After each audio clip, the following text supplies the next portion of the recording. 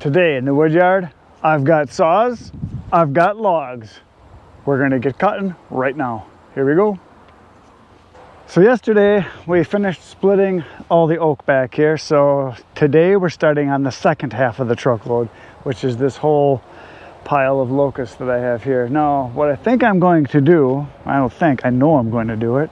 We're gonna start on the other end, because what I'm gonna do is I'm gonna start cutting right here, and then just leave enough room. I'll throw the pieces just out here a little way, so I got a little bit of room where I can get past it, where I can drive through, and then just work the pile this direction. And then as I cut, when I go this way, I'll always have free space on this end till I get all the way down to this end, where I'll have some free space. And then I'll start splitting right here, and then the wood can go this direction, and then I can start stacking on this end after it's split. So you got to kind of think about the direction you're cutting, the direction you're going to be putting the rounds when you're done cutting. Then you got to think about where you're going to start splitting, and then where you're going to put the split pieces, and then where they're going to be stacked. So that's kind of my thought process when I'm doing this. I'm thinking, okay, I start on that end, I go down here, make space on this end, then I split on this end, throw it that way, and then go that direction. I can start stacking down on that end, and work my way this way. So that's kind of how I usually think about how to do it, so that it's kind of almost like a flow thing, back and forth with waves of work, different directions. And some of you have mentioned to me about, oh, are you going to do this all the time with moving the wood with the grapple and the tractor and putting it in different places? No, I'm going to do it as little as possible. Moving wood doesn't make a whole lot of money. Touching it as few times as possible is the smartest thing to do. So generally I want the wood put right where I'm going to cut, split, and stack it. I've mentioned this before, but some of you seem to always think that I should be using my tractor just because I have it. Yes, the tractor is a great tool. Yes, I will be using it, but I can cut way faster in a pile than I can by, some of you have suggested this, oh, why don't you take the grapple, lift the log up, cut it up, put that piece down, grab another piece, pick it up, cut it up. If I had a bad back, yes, I would do that, but my back is great. The more I use it, the better I feel. And for me to grab a log, pick it up with the tractor, cut it up into pieces, move it out of the way, because you have to get it out of the way to get the next piece. I have to get back on the tractor, start it up, because I'm not going to leave it running while I'm cutting. I mean, I could do that, but it would be running for hours. Pick up another log, pick it up, cut it. Yes, if I was taking my time just out here for fun, I am out here for fun, but I also am out here to get work done. So by just cutting right into the pile, moving it out of the way, I can cut so much faster. I can cut almost a full tank before I have to, move the rounds out of the way and then go. By hopping on the tractor, using the grapple, yes, it would be easier. Yes, it would be fun. Yes, it would be all fun and sexy. Maybe I'll do one just for you. But it's not going to save me a whole lot of time. Yes, it would be nice to stand and cut with my back straight, but it won't be very productive. It would be slow. So here we go. We're going to get cutting right now.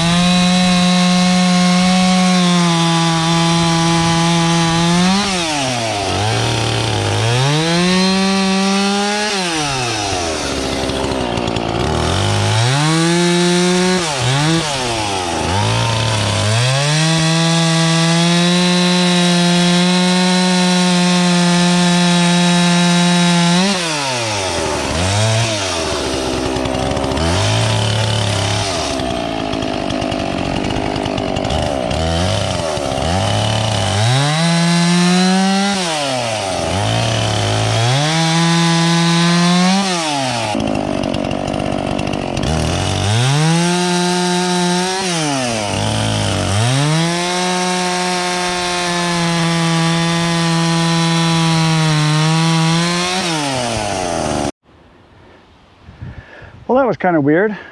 I just got to where I was just getting warmed up, starting to cut in the saw cord. I couldn't figure out what the heck is wrong. And it dawned on me. I never put gas in. I filled them up with oil because I always do the oil first. And then I must have did something else and forgot. I never put gas in. So I had a half a tank. So now I put gas in all 3 of them. And so yeah, I was just thinking while I was putting gas in, I forgot. Because I haven't cut locusts in a couple of years since I cut some locusts. And I totally forgot how messy and how hard the stuff is to cut. I mean, look at this bark, how it comes off in strips. I mean, that's like the length of the whole log here. And it's just very, like stuff like this. It comes off in big sheets like this, which is good because the wood dries faster because the bark comes off, but it's bad because it's messy. And I totally forgot how hard this wood is. I mean, it's definitely harder cutting than oak is. It's harder cutting than, how it might be like hickory. It's just, you can just tell saws are working harder. And I took my rakers down that first saw, I think just a little too much, because I was bogging it out a couple times when I started cutting there. I started to put a little pressure on it and I bogged it right down. Probably cut the rakers just a little too much. So that saw in particular, I remember I took 2 strokes on it because it felt like it was just a little high. I should have only did 1 stroke. But now I know I just don't need to reef on it too much. So I'm gonna grab one of the other saws and we're gonna keep cutting. Here we go again.